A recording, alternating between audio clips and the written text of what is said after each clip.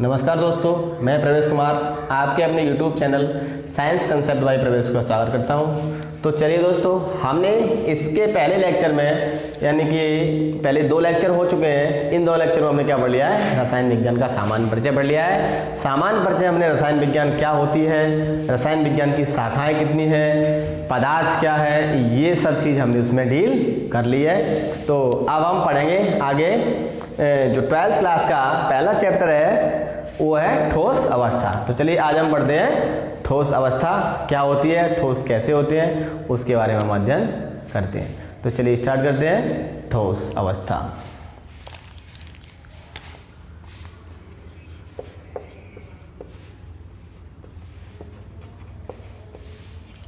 ठोस अवस्था यानी कि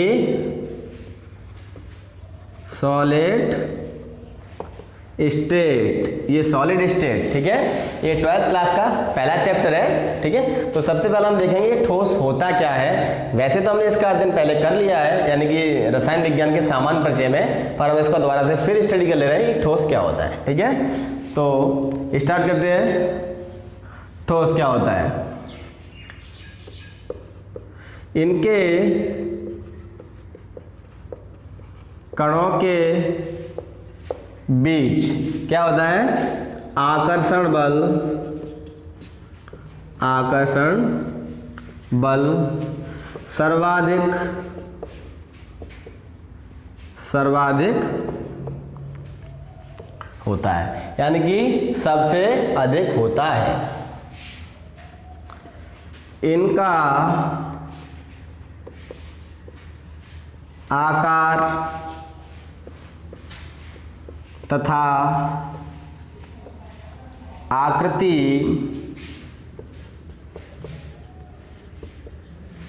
निश्चित होती है, ठीक है। इनका आकार तथा आकृति निश्चित क्यों होती है? क्योंकि इनके कणों के बीच में क्या होता है? आकर्षण बल अधिक होता है। जैसे कि तुम्हें मैं एक अच्छे से एग्जांपल से समझा दे रहा हूं। ये मेरे पास क्या है, एक मान लिया है मेरे पास क्या है, ये कोई भी क्या है, ये स्लीपर है कोई भी, ठीक है। अब इस स्लीपर पे क्या होता है कि इस स्लीपर पे 5 लोग बैठते हैं, 1, ठीक है, 2, 3, 4 और ये 5, ठीक है। ये पूरा एक स्लीपर है, इस पर लोग कितने बैठते हैं? 5 लोग बैठते हैं, ठीक है। मान लिया ये इसके क्या है, ये कण होते हैं। अब इनके बीच में क्या है? आकर्षण बल बहुत अधिक है। क्या है? आकर्षण बल बहुत अधिक है। तो फिर क्या हुआ? ये एडजस्ट होकर के कितने हो गए? ये 6 हो गए एडजस्ट होकर के। कितने हो गए? यानी बीच में जो स्पेस है ना, ये एडजस्ट होकर के इस पर कितने हो गए? 5 की जगह पर ये 6 हो गए। जैसे कि 2, 3, 4, 5 और ये 6। अब ये कितने हो गए? 6 हो गए। जैसे कि 1, 2, 3, 4, 5, 6। ये क्या है? 6 लोग बैठे हुए। अब देखो क्या इनके बीच में थोड़ा सा जगह बची हुई है? इसके बीच में बिल्कुल जगह नहीं बची हुई है। जब इसके बीच में जगह नहीं बची हुई तो क्या है, इधर उधर हिल डुल सकते हैं? नहीं हिल पाएंगे। तो अब क्या हो गया, इस जो स्लीपर की जो पूरे की जो शेप होगी वो कैसी हो गई? एक इस तरीके की शेप होगी इसकी। तो फिक्स होगी कि नहीं होगी? अगर इनके बीच के यानी कणों के बीच में आकर्षण बल बहुत कम होता तो क्या होता, ये हिल डुल सकते थे। जैसे कि सबसे पहले मैंने इसके बीच में क्या दिखाई थी? गैपिंग दिखाई थी, क्योंकि उनके बीच में इतना आकर्षण बल नहीं था, ठीक है। अब क्या होता, अट्रैक्शन फोर्स ज्यादा हो गया है, एकदम से चिपक गए, ठीक है। तब इस पर कितने हो गए? ये 6 हो गए। जब ये 6 हो तो इसकी पूरी शेप कैसी हो गई? एक यानी कि चतुर्भुज जैसी इसकी शेप हो गई, ठीक है। तो अब इस शेप कैसी क्या होती है? अब देखो ये फिक्स शेप हो गई। तो यानी कणों के बीच में आकर्षण बल अधिक होने के कारण ही क्या होता है, इनकी आकृति तथा आकार निश्चित होते हैं, ठीक है। अब हम देखते हैं जब आकृति तथा आकार इसके जब निश्चित होंगे तो क्या होगा। तो हमें पता है अगर कोई भी कण है उनके बीच में आकर्षण बल बहुत अधिक है। क्या है? बहुत अधिक है। तो उन कणों को दूर दूर करना बहुत आसान नहीं है। जैसे आपने देखा होगा कि 2 दोस्त होते हैं, ठीक है। मान लिया आप लोगों में से कोई 2 दोस्त हैं, ठीक है। आप उनकी दोस्ती बहुत गहरी है। कैसी है? दोस्ती बहुत गहरी है। आप फिर उसको कोई क्या करना चाहे, तोड़ना चाहे, जैसे कोई चुगलखोर आके तोड़ना चाहे उनको, ठीक है, तो वो एक दूसरे से क्या करे, चुगली करे, चुगली के मतलब अपनी एनर्जी उसमें लगाए, तो क्या कर पाएगा वो उसको तोड़ नहीं पाएगा, दोस्ती को नहीं तोड़ पाएगा। क्यों नहीं तोड़ पाएगा? क्योंकि उनके बीच में जो बॉन्डिंग है यानी आकर्षण बल अधिक है, आकर्षण बल अधिक होने के कारण क्या उसमें बॉन्डिंग भी अधिक है, तो बॉन्डिंग को नहीं तोड़ पाएगा, ठीक है। तो इसी कारण इनका क्या होता है, अब फिर उसे तोड़ना ही है, उसने ठान लिया कि मुझे तोड़ना ही है, तब उसके क्या करेगा और यानी कि ज्यादा एनर्जी लगाएगा, यानी वो तरह तरह के आइडिया अपनाएगा जिससे कि आपकी बॉन्डिंग टूट जाए। तब क्या होगा, एनर्जी ज्यादा की आवश्यकता है, तो यानी कि बॉन्ड को यानी आकर्षण को कम करने के लिए तो बहुत ऊर्जा की आवश्यकता पड़ी। तो यही कारण है कि आकर्षण बल अधिक होने के कारण ही इनका जो गलनांक होता है वो बहुत अधिक होता है, ठीक है। अब अगला पॉइंट हम इसमें क्या लिखेंगे कि कणों के बीच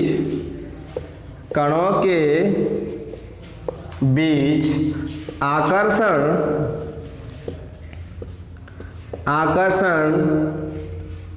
बल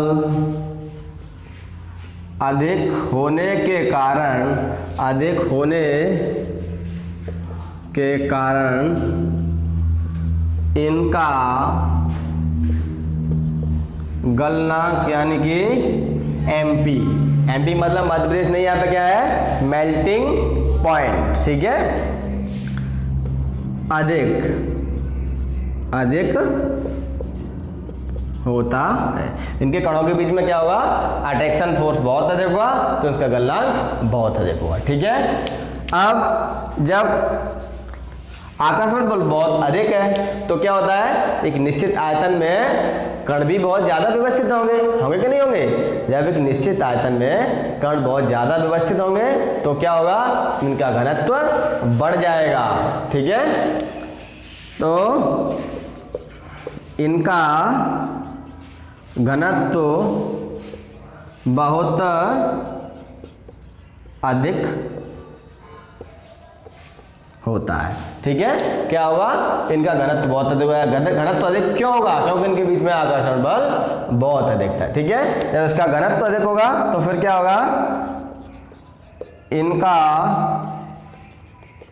द्रव्यमान और भार क्या होता है,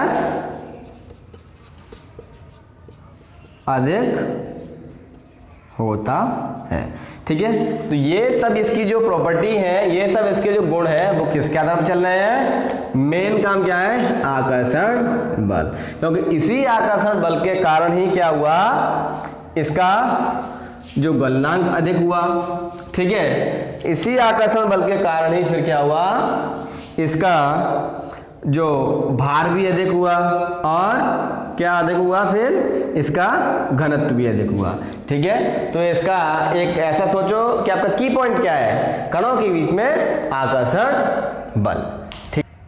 चलो तो देखिए अब हम देखते हैं ठोसों का वर्गीकरण, यानी कि ठोस को कितने भागों में वर्गीकृत किया गया है और ठोस के कितने भाग होते हैं, ठीक है।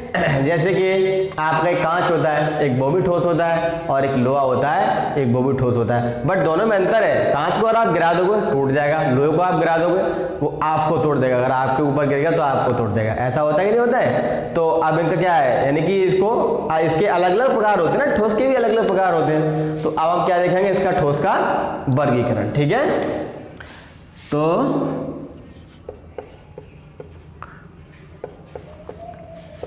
ठोसों का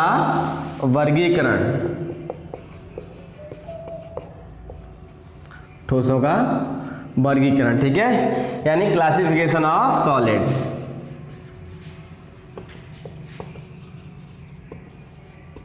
क्लासिफिकेशन ऑफ सॉलिड, ठोस के कितने भाग होते हैं या ठोस को कितने भागों में बांटा गया है, ठीक है। देखो ठोस को दो भागों में बांटा गया है। नंबर 1 अक्रिस्टलीय ठोस,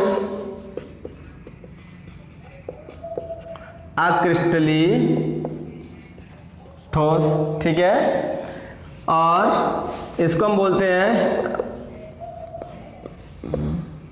अमॉर्फस सॉलिड, ठीक है। और दूसरा होता है हमारा क्रिस्टली ठोस, इसको हम बोलते हैं क्रिस्टलाइन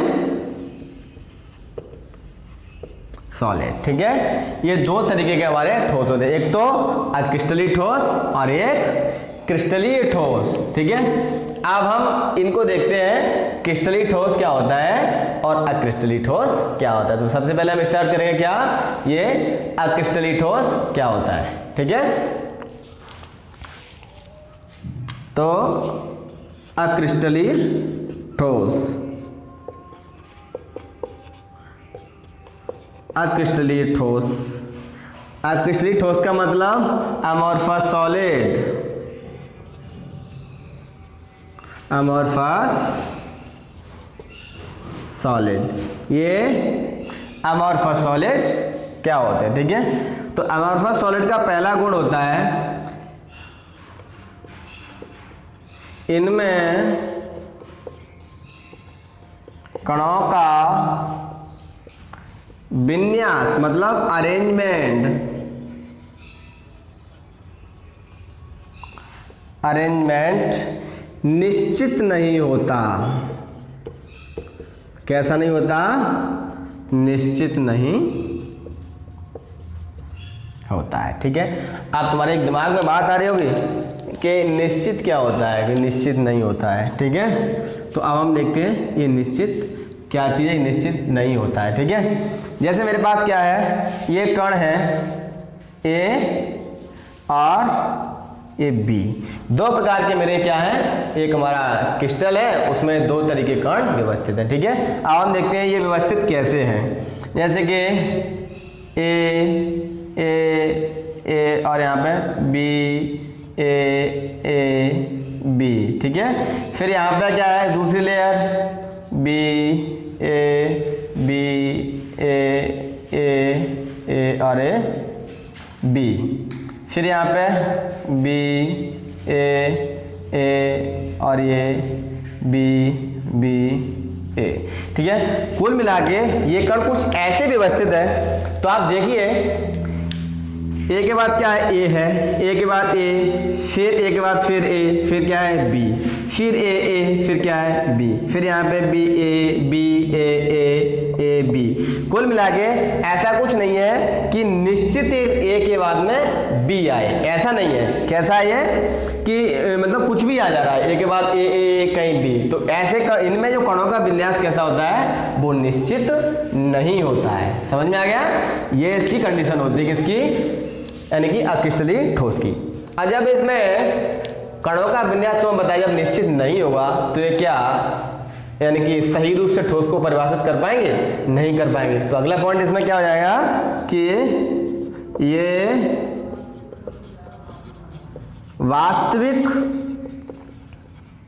ठोस नहीं होते हैं। ठीक है, ठोस होते हैं बट वास्तविक ठोस नहीं होते, यानी कि रियली हम इसको ऐसे नहीं कह सकते कि ये वाला जो ठोस है वो पूर्ण तरीके से पूरे पे अप्लाई हो जाएगा। ठीक है, तो ये वास्तविक ठोस नहीं होते हैं। ठीक है, अब इनका गलनांक निश्चित, इनका गलनांक निश्चित नहीं होता है। ठीक है, इनका गलनांक निश्चित नहीं होता है। निश्चित मतलब कोई भी फिक्स नहीं है, ऐसे कोई भी है, कोई भी, जैसे मेरे पास ये मार्कर है। ठीक है, ये क्या है मेरे पास, ये मार्कर है। ऐसा नहीं है कि 20 डिग्री सेल्सियस पे पिघलेगा या 30 पे पिघलेगा, ऐसा कुछ नहीं है। अब ऐसा क्यों नहीं, अगर इसी जगह पे मेरा इतना ही अगर टुकड़ा किसका हो, लोहे का टुकड़ा हो, तो वो 1350 डिग्री सेल्सियस पे ही क्या होगा, वो पिघलेगा। ठीक है, तो अब इसमें उसमें अंतर क्या है तो ये भी ठोस है, वो भी ठोस। ये कैसा है, ये अक्रिस्टली ठोस है। मेरा मार्कर कैसा है, अक्रिस्टली ठोस है। जैसे कि आप देखते हो पॉलीथीन होती है, क्या होती है, पॉलीथीन। तो अक्रिस्टली ठोस का मतलब क्या होता है, देखो तुमने पॉलीथीन को कभी भी गर्म किया है, ठीक है, उसको क्या करते हैं, गर्म करते हैं, यानी पिघलाते हैं। तो क्या करते हैं, जैसे हम उसको पिघलाते जाते हैं तो क्या होता है, वो एकदम गर्म होती जाती है और मतलब पिघलती जाएगी, और जितने पे तापमान उसको, जितनी जगह पे तापमान से मिलता जाएगा पिघलती जाएगी। ठीक है, और आप पकड़े भी रहोगे इस तरीके से, ऐसा होता ही नहीं होता। बट अगर आप लोहे को अगर आप इस तरीके से पकड़ के पिघलाओगे, आपका हाथ भी जल जाएगा। ठीक है, क्यों, क्योंकि उसका पूरे का तापमान बढ़ता है तभी वो पिघलता है, तब तक वो पिघलता नहीं है। ठीक है, तो इसी तरीके से क्या है, ये कैसे ये इनका गलनांक निश्चित नहीं होता है। ठीक है, और इनमें कणों का व्यवस्थीकरण, अब ये गलनांक अधिक क्यों नहीं होता है, यानी निश्चित क्यों नहीं होता है, क्योंकि इनमें जो कणों का व्यवस्थीकरण है वो कैसा है, यानी कि निश्चित नहीं होता है। ठीक है, अगला जो पॉइंट है, अगला पॉइंट है इन्हें क्या बोलते हैं हम, अतिशीतित, अतिशीतित द्रव कहते हैं। अतिशीतित क्या मतलब होता है, जैसे आपने ग्लास आपने देखा तो नहीं होगा, बट मैं आपको बता दूं, अगर चाहो तो प्रैक्टिस कर सकते हो, बट कई सालों बाद हो पाएगा कि कोई भी अगर आपके पास विंडोज है, क्या है विंडोज, तो विंडोज में क्या लगा होता है, ग्लास लगे होते हैं। अगर उस ग्लास को आप कई सालों बाद देखोगे तो उसकी जो चौड़ाई है वो नीचे बढ़ जाती है, नीचे की ओर बढ़ जाएगी। क्यों, क्योंकि उसका जो ग्लास के जो कण होते हैं वो ऊपर से नीचे की ओर फ्लो करते हैं। ठीक है, बट आप सोचो कैसा हमने देखा नहीं है, क्योंकि सालों की प्रक्रिया है, इसीलिए हम इसको क्या बोल देते हैं, अतिशीतित द्रव, या हम इसको क्या बोल देते हैं, सुपर कूल्ड लिक्विड। क्या बोलते हैं हम इसको, सुपर कूल्ड लिक्विड भी हम इसको इंग्लिश में बोल देते हैं। ठीक है, अगला होता है कि ये समदैशिक होते हैं। कैसे होते हैं, ये समदैशिक होते हैं, ये समदैशिक होते हैं। अब समदैशिक का मतलब होता है, देखो आपको यहीं से मालूम पड़ जाएगा, समदैशिक, सम का मतलब होता है समान, और दैशिक का मतलब हम देखते हैं दिशा। ठीक है, अब जैसे ये मेरे पास क्या है, अक्रिस्टलीय ठोस का एक क्या है, कण है। अब देखो इसमें मैं देख रहा हूं ए आ रही है ना पूरी लेयर में, फिर यहाँ भी ए आ रही है। ठीक है, अगर मैं इसको और बढ़ाऊं तो यहाँ भी ए के पार्टिकल पॉसिबल है, हो सकते हैं, क्योंकि मैंने क्रिस्टल का एक टुकड़ा लिया है पूरी क्रिस्टल से। ठीक है, यहाँ भी क्या हो सकता है, ए आगे हो सकती है, जैसे कि ए बी ए।